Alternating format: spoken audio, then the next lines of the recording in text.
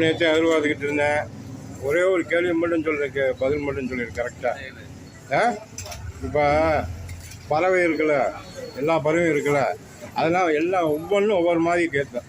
மயில் எப்படி ஒரு மாதிரி கத்தும், குயில் எப்படி கூவும், சிட்டுக்குருவி கிச்சு கிச்சு கிச்சுன்னு கத்தும்.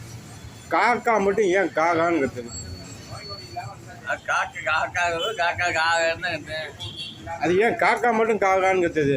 அதுதான் கேள்வி. அது கரெக்டாக சொன்னீங்கன்னா உனக்கு என்ன செய்யணுமோ அது செஞ்சிடுவான்.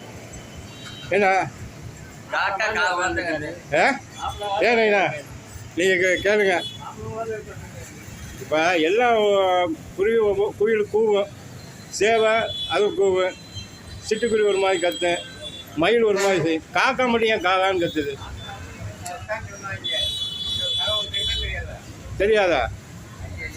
கஷ்டப்பட்டு எந்திரிச்சு காலையில 4 மணிக்கு கூப்பிடுறது என்னமோ தேவை. பேர் வாங்குறது என்ன? கோழி.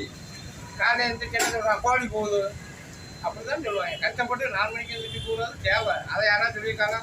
சாவை குறிச்சு போவோம் இல்லை, கோழி குறிச்சு வா போவோம் தான் சொல்லுவாங்க. அது மாதிரி இப்போ இதுக்கு மட்டும் இந்த பதிலை சொல்லுங்க. நம்ம என்ன செய்வோம் செஞ்சிடுவோம். சொல்லு டக்குனே. அவர் சொல்லிட்டாரு.